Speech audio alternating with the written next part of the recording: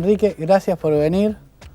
Felicitaciones por el éxito de tu nueva obra. Y la primera pregunta tiene que ver con eso. Le pusiste antes de que me olvide, ¿no? Sí. ¿Qué fue lo primero que escribiste? El primer texto que se te ocurrió, lo primero que querías decir sin que se te olvide. Lo primero que quería decir era que yo estaba por cumplir 70 años cuando empecé a escribir, cuando empecé a pensar el show. Entonces empecé a ver esos pequeños olvidos que a lo mejor uno les da importancia porque va a cumplir 70 años, porque los ha tenido toda la vida. Eso de cerrar la puerta de tu casa y decir, ¿dejé la llave del gas o no le dejé la llave del gas? Esas pequeñas dudas que antes no había. Eso de creer que tomé la pastilla y no tomé la pastilla. Una pastilla tonta para el colesterol, pero no importa, no es que te vas a morir. Pero simplemente, ¿la tomé o no la tomé? La melatonina para dormir. ¿Abrí el frasco o no abrí el frasco? Cuando empecé a tener esas dudas, que a lo mor las tenías chiquitas, a los 13 domésticas, años nada. y a los 14, pero a los 14 eras cabeza de novio y ahora sos un viejo choto. Entonces, cuando empecé a tener todas esas cosas dije, ¿y si me olvido de las cosas que yo vengo contando hace tanto tiempo, que son las experiencias de vida, los gobiernos que pasaron, la evolución de las costumbres? Si por ahí me agarra, empecé a pensar en el viejo alemán, que no es alemán, es austríaco.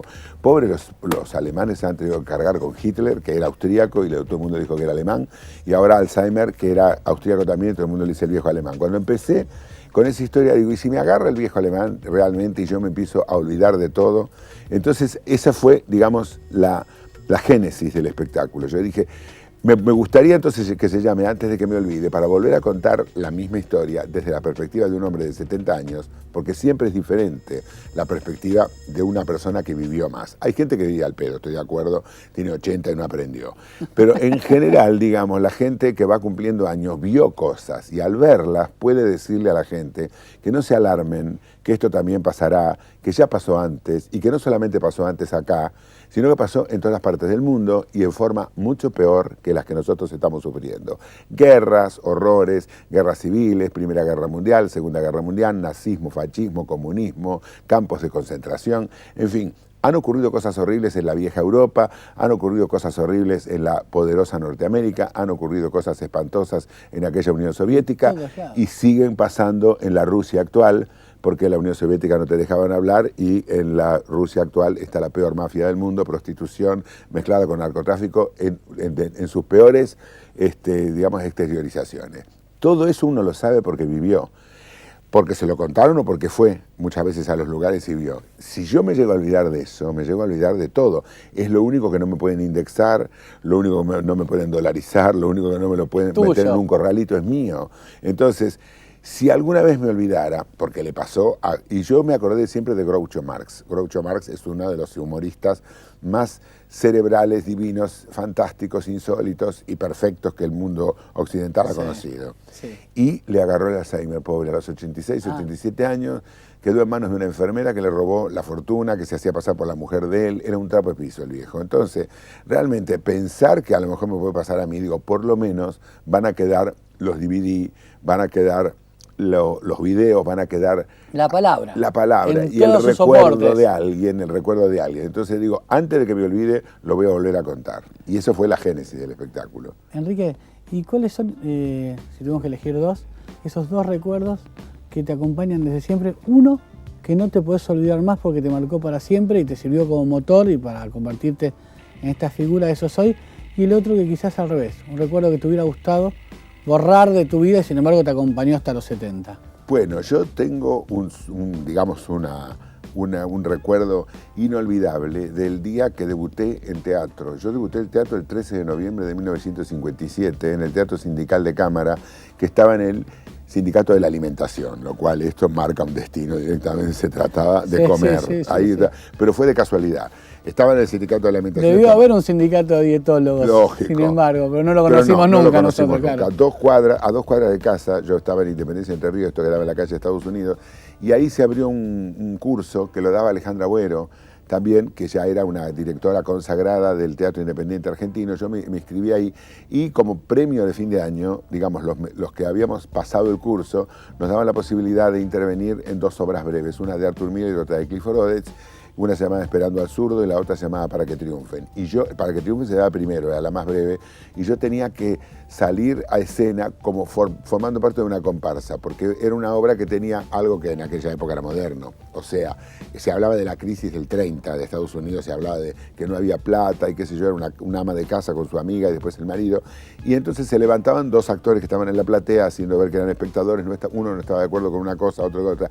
Y en ese... Claro, en la platea pasaban cosas. Pasaban cosas. Ahí yo tenía que hacer, entre otros alumnos, de personal del teatro que salía a ver qué pasaba en la sala, ¿entendés? Y esa fue la primera vez que salí a escena, el 13 de noviembre de 1957, me lo acuerdo. ¿Sabes por qué me lo acuerdo que el 13 de noviembre? Porque era el cumpleaños de mi primo, que en aquel entonces era chiquito, y fue el primer, digamos, evento familiar al que tuve que faltar, porque chicos, tengo teatro. Eso después genial. Era genial. Ese es el recuerdo que no querés... que no se me va. Nunca más. ¿Y alguno al revés, algún recuerdo feo que te marcó y que te sirvió como motor, lo transformaste en otra cosa? Bueno, la verdad, varias cosas. La primera vez que me dijeron que no servía para nada, eso es una cosa inolvidable. ¿Te acordás esa vez? Me acuerdo perfectamente. Yo estaba haciendo un casting, que en aquel momento no se hacía casting, se aprueba, antes de debutar en el teatro. Tenía 14, 15 años. Y entonces en el Teatro Labardén, que dependía de la municipalidad y era teatro para niños y adolescentes, que daba también a 2 cuadras de mi casa, por eso me dejaban ir en la Plaza Garay, ahí por Constitución. Entonces yo fui a dar como una especie de prueba. La culpa fue mía, evidentemente, porque elegí mal los textos y no tenía nada que ver con un chico de 14 años, pero querían un texto cómico y un texto dramático. Yo fui con un texto dramático que era una obra de Almeida Garrett que se llamaba Fray Luis de Sousa, que mi abuelo tenía en la biblioteca. Era un melodramón donde un cura había tenido una hija, entonces era todo un drama portugués, pero de lo peor. Y la comedia, una escenita de las de Barranco. Como no tenía ropa, y yo pensé que la ropa era muy importante, y la mejor ropa que yo tenía era un sobretodo que me habían comprado, que era un sobretodo jaspeado con martingala atrás, y entonces fui con el sobretodo a dar la prueba, lo cual me trababa todos los movimientos. Yo pensaba que la pinta era lo de más, no lo de menos. Entonces yo fui ahí y la señora Blanca de la Vega, que era una gran maestra también, cuando yo empecé, para colmo, el primer bocadillo que tenía el monólogo de Fray Luis de Sousa era los vómitos de sangre. Entonces, imagínate, escuchar a un chico de 14 años decir sin ni idea, los vómitos de sangre, sobre todo, y después se empezaba a desesperar este cura y empezaba a hacer así, yo no daba más con el sobre todo, no empecé a transpirar vivo. Entonces la señora, con toda la razón del mundo, me dijo, perdón, pero usted no sirve para el drama. Y entonces cuando hice la escena de las de Barranco, que era un poco más cómica, me saqué todo, me quedé en manga de camisa totalmente transpirado, y entonces hice el papel de Rocamora en un momento y la cosa salió bien. Me dijo, lo suyo es la comedia. Y me tenía que haber conformado. Sin embargo, el hecho de que me dicho, usted no sirve para el drama, ni lo intente, para mí fue como que se me cayó algo encima, porque yo tenía la comedia como 9 de cada 10 personas en un plano menor. Por lo tanto, yo quería ser Alfredo Alcón, no Francisco Charmielo. Entonces, cuando esta mujer me dijo, la comedia popular es lo suyo, yo dije, se me vino todo el mundo. Y eso me acompañó siempre, por eso tengo esa cosa permanente de querer demostrar que, aparte de poder hacer monólogos humorísticos, yo puedo tener capacidad actoral. Ahora ya me da igual que sea drama o comedia, porque el actor es actor en cualquier parte y todo, pero por eso tengo yo como esa cuenta pendiente, esa cosa de decir, chicos, pruébenme, porque yo, si me dirige un director y yo me dejo dirigir por quien sea, yo puedo dar otra faceta y qué sé yo. El público me dice, déjese de joder. Bueno, nosotros lo queremos que usted hable pestes del gobierno de turno, queremos que usted sea nuestra posición, y yo lo voy a seguir haciendo, pero quiero alternar con otra cosa, como hice con los productores o como Hairspray, por ejemplo. Y eso me quedó para siempre. Ahora, al pasar nombraste 2 veces tu barrio de la infancia. Sí.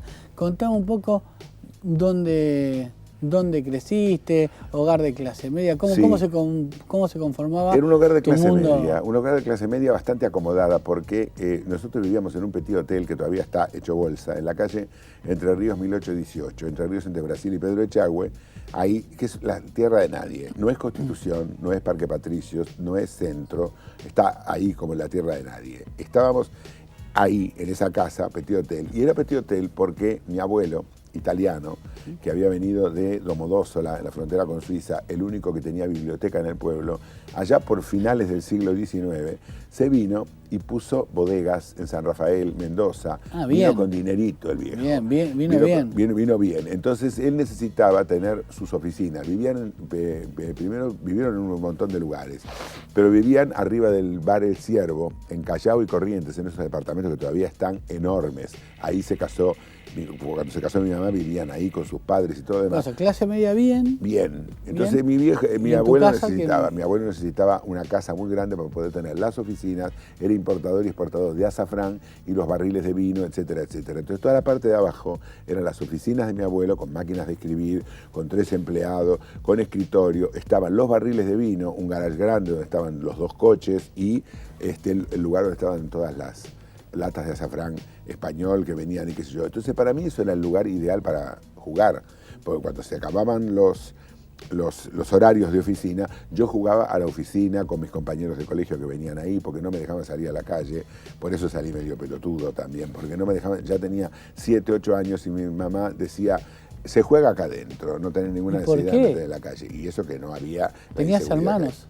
Tenía un hermano mayor, pero mi hermano era 7 años mayor, es 7 años mayor. O sea, tuviste vida de hijo único. Sí, de hijo menor, que es peor. ¿De peor. hijo menor, que es peor? Es peor que hijo único. El hijo único te molesta, pero de alguna manera sos el rey de la casa.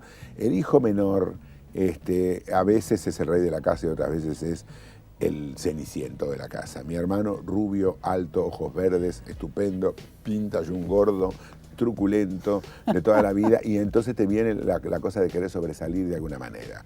Entonces, como yo era feo de nacimiento, porque mi mamá no paraba de decir, ustedes no saben cuándo nació, venían mis cuñadas, me decían qué rico, y decían, no mientan. Y yo miraba y digo, soy yo, que me están hablando de mí. Le digo, ¿y ahora cómo esto? No, ahora estás una maravilla, pero no sabes lo que eras, un mono. ¿Y vos cuándo te viste feo por primera vez? Porque hacés mucho humor con eso. A partir de ahí.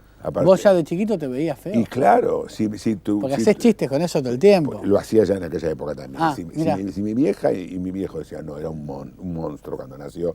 Después me decían, ahora mirá qué lindo que es, pero ya está. Y yo veía que mi hermano había salido realmente guapísimo. Entonces yo digo, ¿a quién salgo? Mi hermano, como todos los hermanos mayores de 7 años, me decía, es que a vos te dejaron los gitanos. O sea que ya venía peor todavía la historia. Y es cosas que se hacen sin ninguna maldad, pero con una maldad horrible. Entonces, claro, yo pensaba que era feo directamente. Digo, me parece que me voy a tener que arreglar de otra manera porque esto, la pinta no... a mí no me lo cuentes. No, claro, no va a ayudar. Entonces busqué salidas alternativas, pero ahí sí, por eso jodo mucho Enrique, con el tema. ¿Y cuándo te sentiste lindo por primera vez? Lindo, la primera vez que adelgacé. Yo estaba flaquito hasta los 5 años, pues engordé como una vaca y a los 14 me metieron en el Instituto de Nutrición y estuve como 6, 7 años haciendo régimen, claro, entre los 8 y los 12 años hacer régimen a una criatura, pues, pero era necesario y se hizo. Entonces, yo de pronto a los 13 años pegué un estirón, me pusieron los pantalones largos.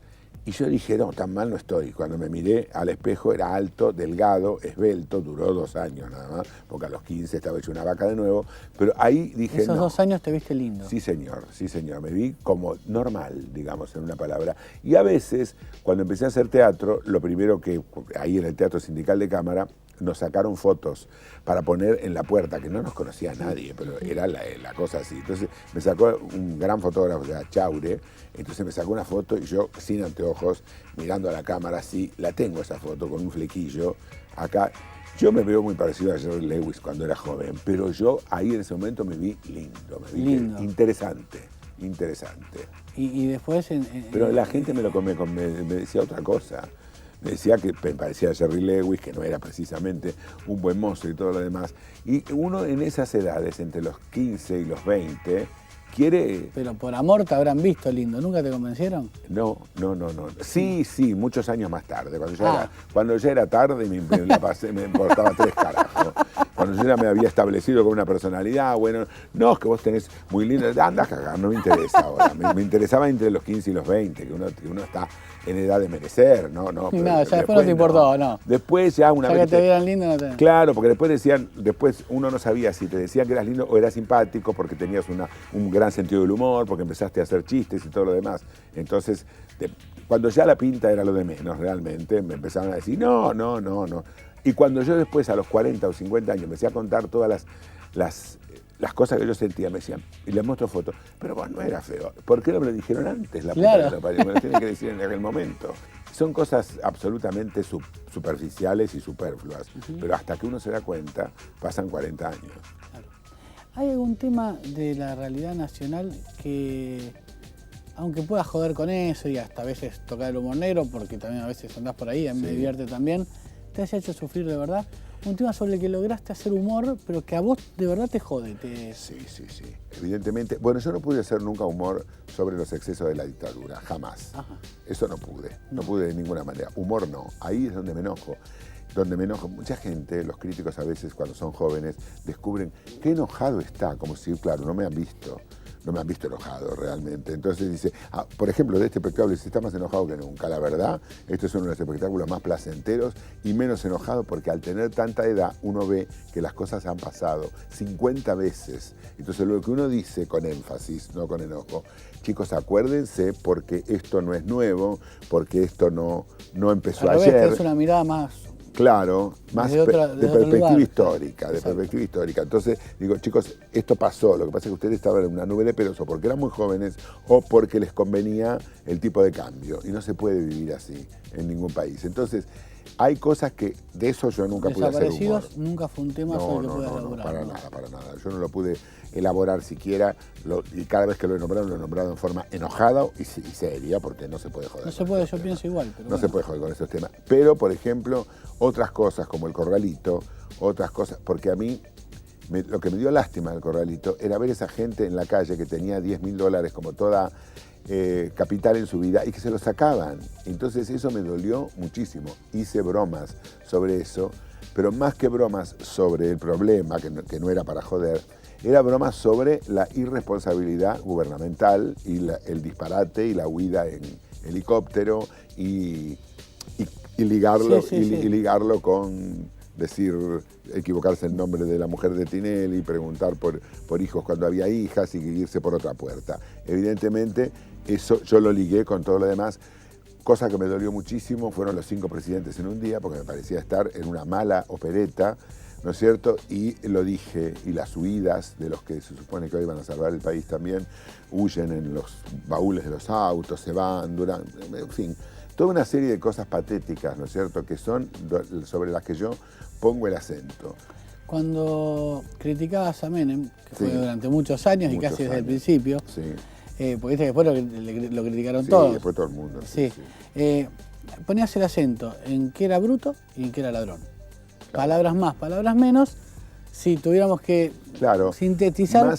Más allá del latrocinio que nunca se pudo comprobar. Y cuando uno habla, tiene que tener la comprobación judicial, aunque sea de la justicia... Intentaba sintetizar, en la pintura de época era... más corrupción que otra cosa. Tenés razón. Más corrupción. Corrupción y un poco lo verdugas por bruto. Ahora cuando tenés que tomar una figura como Cristina, ¿a dónde pones el acento? Prepotencia, patoterismo y mucha violencia contenida. Y de verdad es una decepción para mí, porque yo siempre la valoré.